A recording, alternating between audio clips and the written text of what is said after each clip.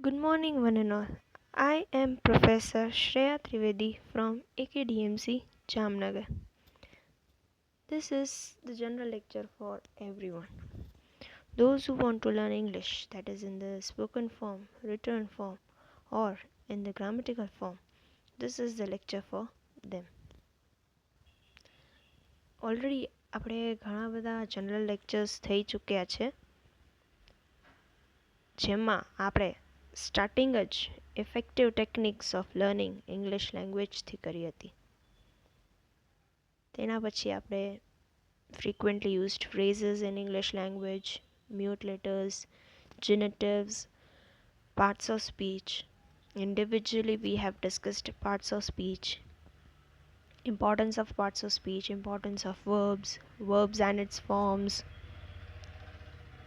Then we have discussed many other things such as tenses. Then we have discussed lot many things.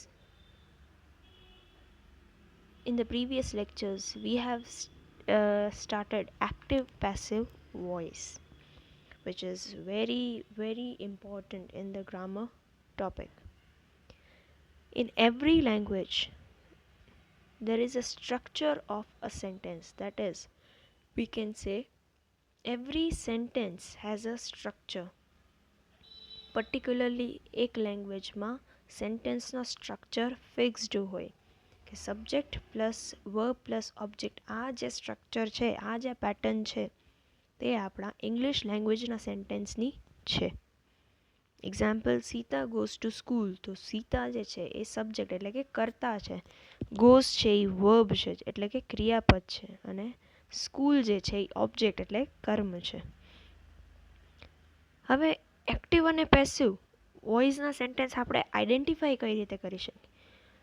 તો કે sentence જે છે એ સબ્જેક્ટથી પણ ચાલુ થઈ શકે અને ઓબ્જેક્ટથી પણ ચાલુ થઈ શકે. આના આધારે જ, આના બેઝિસ ઉપર જ આપણે જાણી શકીએ કે સેન્ટેન્સ જે છે એ એક્ટિવ વોઇસમાં છે કે પેસિવ વોઇસમાં.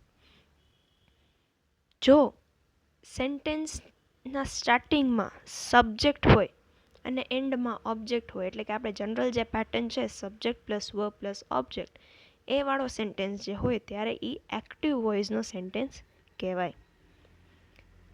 એનું ટોટલી ઓપોઝિટ કે જ્યારે સેન્ટેન્સનું સ્ટાર્ટિંગમાં ઓબ્જેક્ટ હોય અને એન્ડ થાય સબ્જેક્ટથી, એવા ટાઈપના સેન્ટેન્સને આપણે પેસિવ વોઇસના સેન્ટેન્સ કહીએ છીએ. એનું સેન્ટેન્સ પેટર્ન છે object plus verb, that is in the past form, plus by plus subject. આપણે ટ્રાન્સફોર્મેશનમાં પહેલાં ડિક્લેરેટિવ જોયું, ઇન્ટરોગેટિવ જોયું. આજે આપણે ઇમ્પરેટિવ સેન્ટેન્સીસ જોશું. ઇમ્પરેટિવ સેન્ટેન્સીસ એટલે આજ્ઞાર્થ વાક્ય. કમાન્ડ, રિક્વેસ્ટ, ઓર્ડર, આવા ટાઈપના સેન્ટેન્સીસ હોય એને આપણે ઇમ્પરેટિવ સેન્ટેન્સીસ કહીએ છીએ. એક્ઝામ્પલ પહેલું છે, call the doctor immediately. Order છે, કોલ ધ ડૉક્ટર ઇમિડિયેટલી, ડૉક્ટરને જલ્દીથી બોલાવો, અત્યારે જ બોલાવો. હવે આવા જ્યારે સેન્ટેન્સ હોય ત્યારે પેસિવ વોઇસ જ્યારે આપણે કરીએ ત્યારે હંમેશા એક વર્ડ સ્ટાર્ટિંગમાં આંખ વીંચીને લખી દેવાનો, that is let. Let the doctor be called immediately. આમાં કોઈ જાતના ઓબ્જેક્ટનું સ્થાન છે નહીં, સબ્જેક્ટ જ છે ખાલી, એટલે આપણે એ રીતના ટ્રીટ કરવાનું, let the doctor be called immediately. બીજું છે ડોન્ટ ડુ ધેટ, કમાન્ડ છે ડોન્ટ ડુ ધેટ. લેટ, હવે ડોન્ટ છે નેગેટિવ સેન્ટેન્સ છે એટલે લેટની સાથે નોટ આવશે. Let not that be done. ત્રીજું છે કીપ સાયલન્સ પ્લીઝ. હવે પ્લીઝ છે એટલે રિક્વેસ્ટ છે, એટલે અહીંયા આપણે જ્યારે રિક્વેસ્ટના સેન્ટેન્સીસ હોય ત્યારે આપણે સ્ટાર્ટ ત્યાંથી કરવાનો. યુ આર રિક્વેસ્ટેડ ટુ, પછી શું છે, કીપ સાયલેન્સ.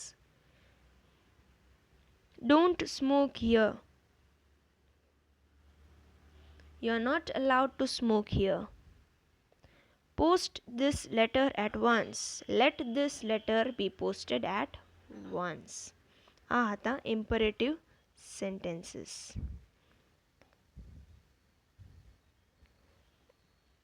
હવે આપણે જોઈએ sentence with double objects. Double ઓબ્જેક્ટ્સના સેન્ટેન્સ એટલે કે જ્યારે ડબલ ઓબ્જેક્ટ્સ હોય, ઓબ્જેક્ટ 1 અને ઓબ્જેક્ટ 2. ઓબ્જેક્ટ એટલે જે કર્મ છે એ બે હોય સેન્ટેન્સમાં, ત્યારે કઈ રીતે ચેન્જ કરવાનું. Example, My aunt offered me a cup of tea. બરાબર, અહીંયા માય આન્ટ છે એ સબ્જેક્ટ છે, મી છે એ ઓબ્જેક્ટ 1 છે અને અ કપ ઓફ ટી છે એ ઓબ્જેક્ટ 2 છે. બે ટાઈપના ઓબ્જેક્ટ છે. આવા જ્યારે સેન્ટેન્સ હોય ત્યારે તમે કોઈ પણ એક ઓબ્જેક્ટને લઈને સેન્ટેન્સ સ્ટાર્ટ કરી શકો છો પેસિવ વોઇસનું. જનરલી ઓબ્જેક્ટ 1થી ચાલુ થાય છે, બરાબર, અને ઓબ્જેક્ટ 2 બી કરી શકો, એમાં કંઈ ખોટું નથી. આપણે અ કપ ઓફ ટી લઈ suppose. A cup of tea was offered to me by my aunt. બરાબર, સબ્જેક્ટ હંમેશા પાછળ જ હોવો જોઈએ, એટલે બાય માય આન્ટ હંમેશા છેલ્લે રહેશે. A cup of tea was offered. શું કામ વોઝ? તો કે પાસ્ટ ટેન્સમાં સેન્ટેન્સ છે. Was offered to me by my aunt.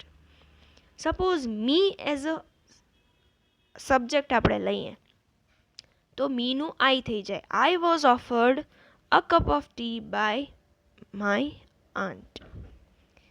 એવી જ રીતના બીજું એક જોઈએ. She has promised him a bicycle.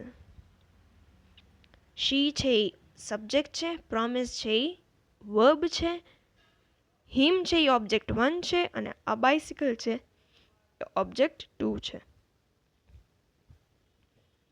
હવે અ બાઇસિકલ સપોઝ આપણે સબ્જેક્ટ તરીકે લઈએ. A bicycle has been promised to him by her. Has been promised to him by her. એવી જ રીતના જો હિમ એઝ અ સબ્જેક્ટ લઈ તો he was offered a bicycle by her. Generally object 1થી જ આપણે પેસિવ વોઇસ કરીએ છીએ, પણ ઓબ્જેક્ટ 2થી લ્યો તો બી કંઈ ખોટું નથી. આજે આપણે આટલું રાખીશું. કાલે આપણે આના હજી થોડા ઘણા ટાઈપ્સ ઓફ સેન્ટેન્સીસ બાકી છે એ આપણે કરીશું. Till then have a good day, be safe, and please revise everything so that your knowledge doesn't get stained. So we'll meet tomorrow and we will continue this.